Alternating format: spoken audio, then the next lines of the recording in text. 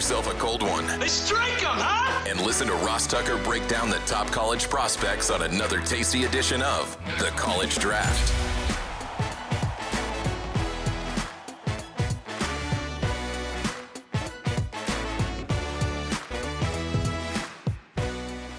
Yeah, it's Daddy Soda time here on the College Draft Podcast, presented, of course, by DraftKings. DraftKings, the crown is yours. I am Ross Tucker, former NFL offensive lineman, 5 teams, 7 years. Most of you guys know that.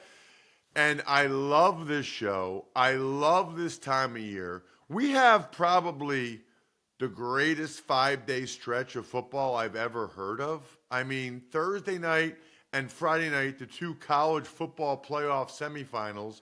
Then Saturday, Sunday, Monday, NFL wild card weekend. Make sure you are all over the Ross Tucker Football Podcast for everything that has to do with the NFL, your daily dose of what's going on in the NFL, including these coaches being fired or GMs being retained, etc.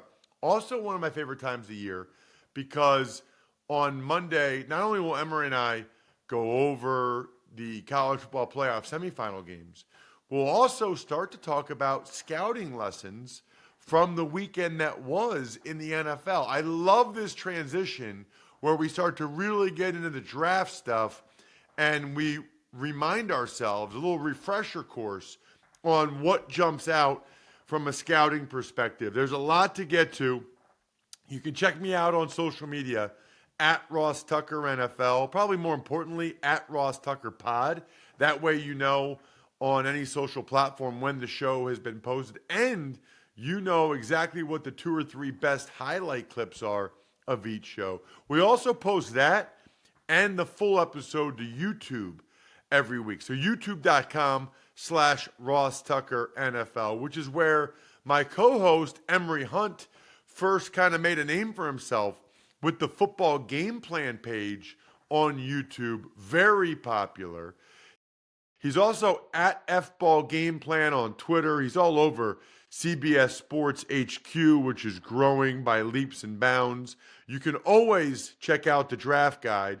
And I know a lot of you, 18 teams, fan bases, you are already in draft mode. Certainly a lot of the Titans fans were for that Texans-Titans game I called yesterday.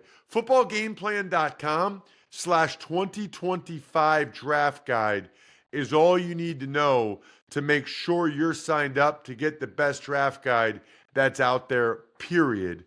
Any guy that's out there that ends up being in any professional league, at some point, Emory has watched a few of his games and has done a report on him.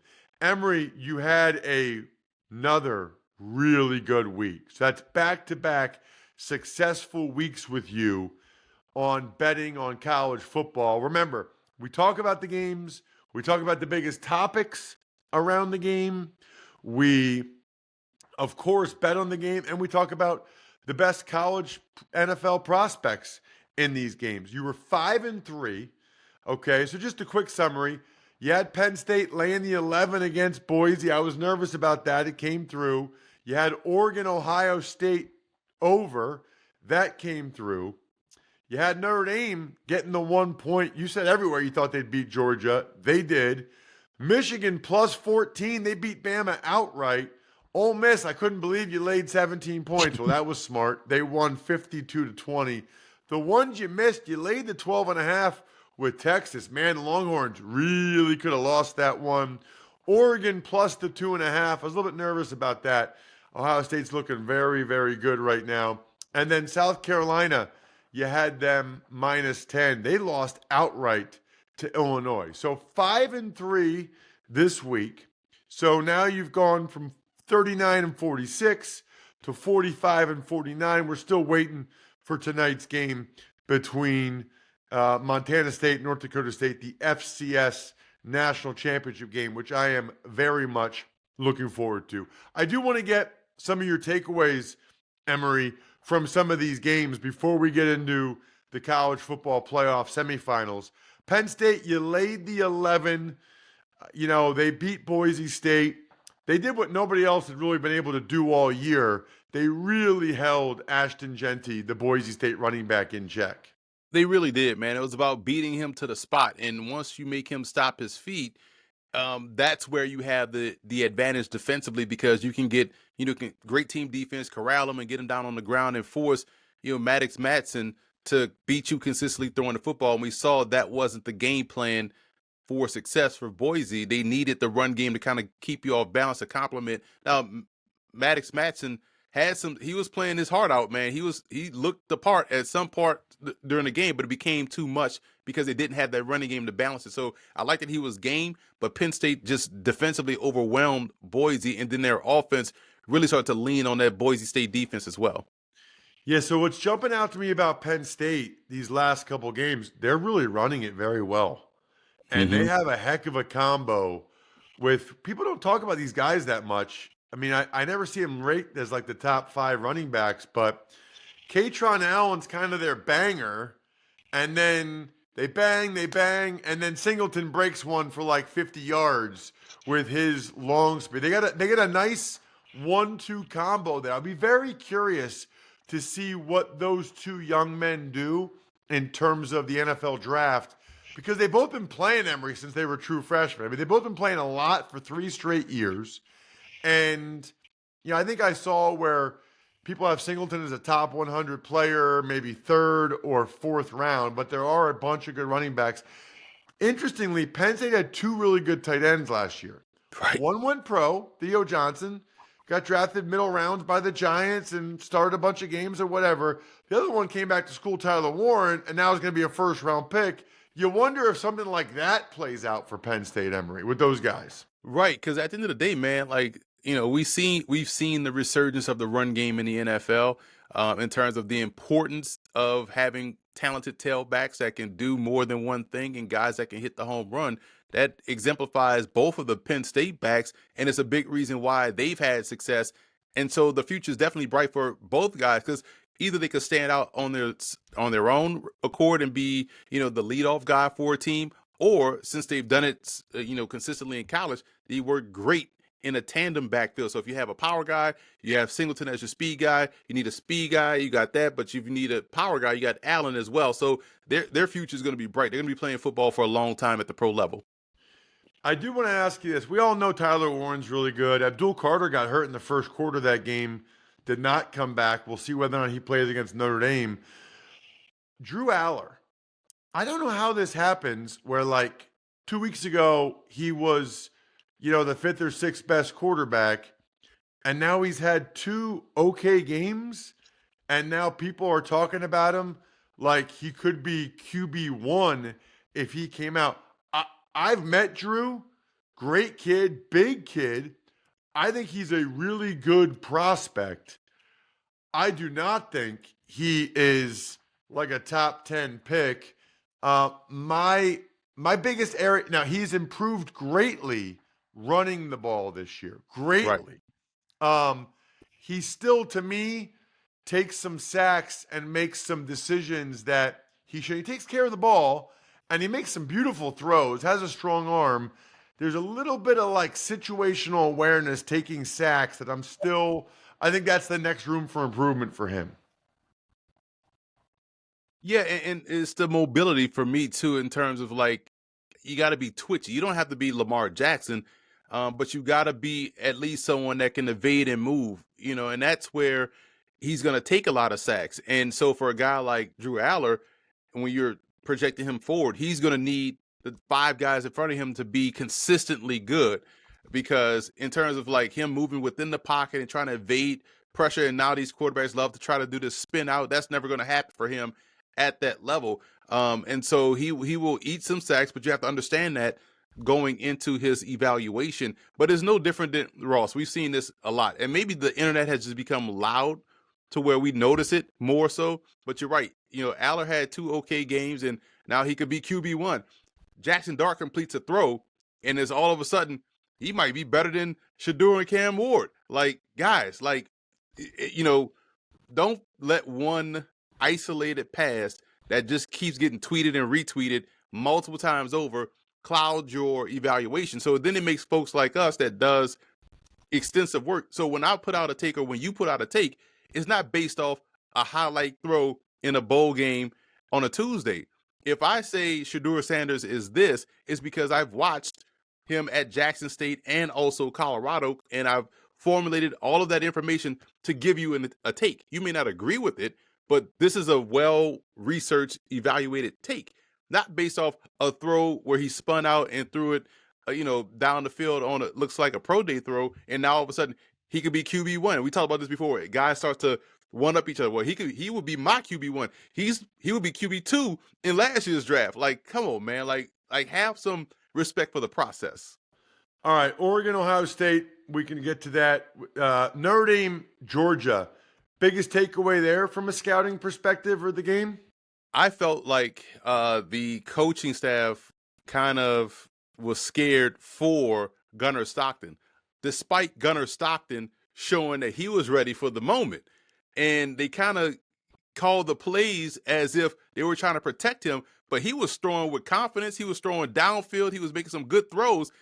I felt like they should have just leaned into it and let him throw more, because Notre Dame clearly was, stopping the run, and they were daring Georgia to beat them throwing the football. Now, granted, that's putting the ball in the hands of the receivers that were dropping some key passes, but I felt like the play calling was a little bit too conservative for a guy that was showing you, hey, man, I'm ready for this moment. Let me throw.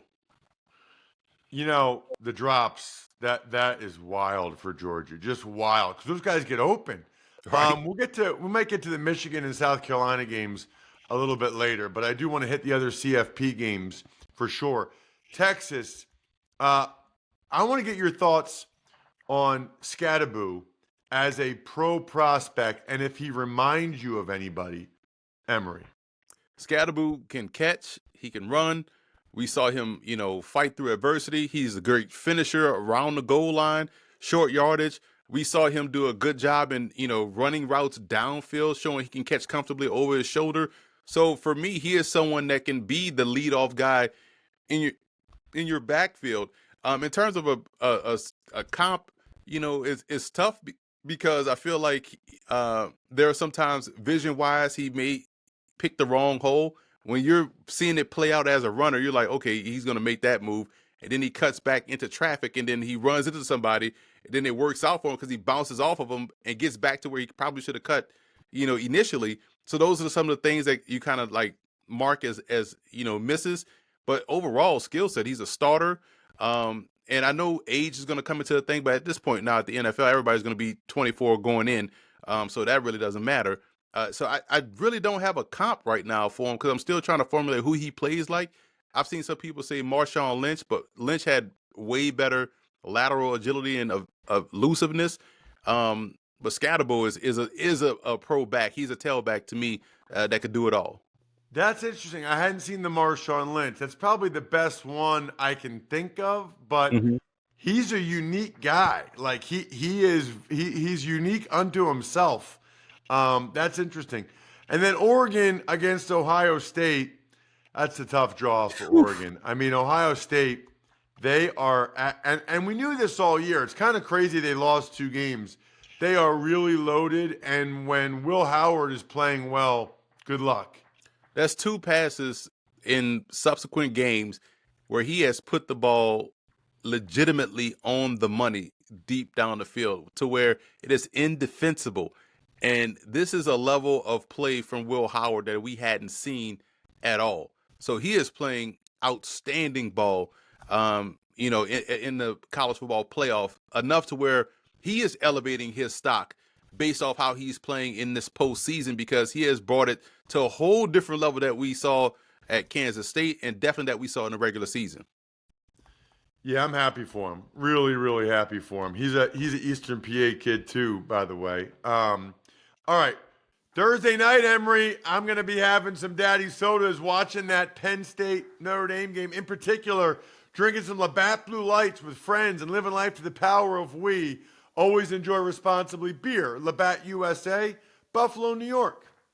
Let's get to these games, Emory, because then there's some other topics I might want to get into, but we got to get plenty of time on these 2 games.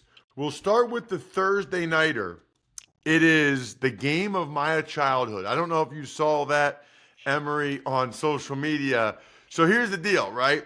I'm from Eastern PA, had Penn State tickets growing up, but Catholic, right? So like my dad's side of the family, like Irish Catholic, like big Notre Dame, but we're from Pennsylvania. So I went out there in '88 and I met Tony Rice and those guys, and they came to Penn State in '89. In '90, I went out there, and '92, I think, was the last time getting autographs. Rick Meyer, Jerome Bettis, and those guys. I met all those guys. It was absolutely awesome, and two of those games were fantastic. So it is a very, very big game, especially in, I don't know, maybe every state's like this, but there's a lot of Notre Dame fans. Like, you're pretty much either a Penn State fan or a Notre Dame fan in Pennsylvania, or Pitt, like just people around Pittsburgh. It's kind of crazy. Thursday night, going to be awesome.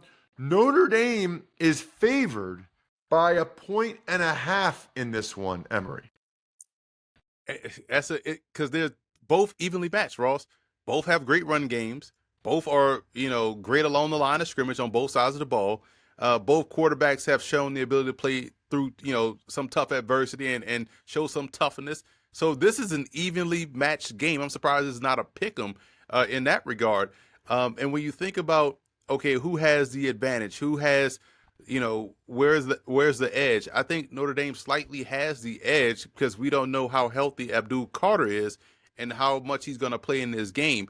Also, just like my reasoning for taking Notre Dame against Georgia, in this one I'm going to lay the points with Notre Dame simply because of the Riley Leonard mobility factor. And that, to me, is the +1. Now, he's efficient passing the ball. He didn't have to throw a lot against Georgia, but he converted when he had to. And so I would expect that to change against Penn State. You're going to have to complete a little bit more passes. And we don't know how healthy their backfield is in Notre Dame. With Love, how banged up was he? Could he have come back? So there are some questions. I'm a lean Notre Dame, but if someone wants to take Penn State, I totally understand it. But my official play here is the under on the total. Ooh, I didn't even give out the total. The total's 45.5. I like that one. I like that one a lot because they're both going to run the rock. They both play really good defense. They are similar to each other. The health that you point out is significant. Watts and Jeremiah Love, Abdul Carter. I tend to agree, though, like in a game like this, give me the quarterback that can get all those first downs with his legs. Riley Leonard is a dog, when it comes to running. So I probably lean a little bit Notre Dame as well. The other game, Ohio State, Texas. Ohio State's laying 6. The total is 53.5. I'm going to lay the 6 with Ohio State, and I'm going to also take the over because talk about evenly matched and similar strengths. This is the same thing. Texas's defense and their defensive line is as good as Ohio State's defense and defensive line. The speed on both sides, the receiving core of Texas versus the secondary who's played well of Ohio State in the postseason, that's a great matchup. Ohio State's receiving core versus the secondary of Texas, who has played well in this postseason, that's a great matchup. Will Howard is playing well. I like how Quinn Ewers has ice in his veins in these postseason moments where, hey, you couldn't tell if that was 4th and 13 or if it was 1st and 10, they're up by 20. He had the same level of composure and completed a throw that need to have a tight play. So this one will go back and forth. But because I've seen, Texas let teams hang around, I don't trust them to, really put a team away. And Ohio State is playing on a whole nother level.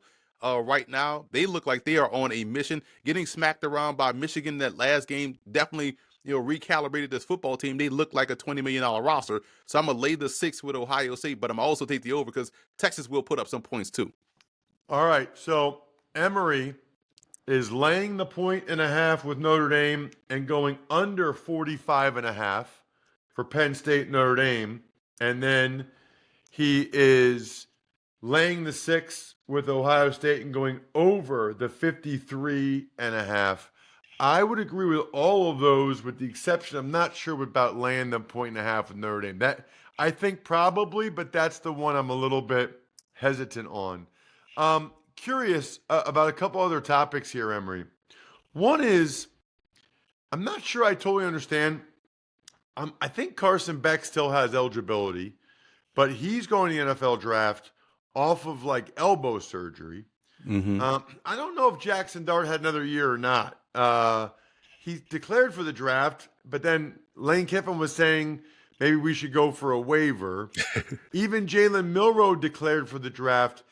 I guess Jalen Milroe, I know you are really high on him, and maybe he'll end up being a top 10 pick. I guess I think it's interesting. I feel like if I wasn't a first round pick these days, for sure, with the money these guys are getting in the transfer portal, like if I was Carson Beck, there's no way I would go pro. Like if I'm Carson Beck, I would 1,000% transfer portal or something and get money to be someone starting quarterback next year and have a better year than he did. If Dart had another year, I'd consider it.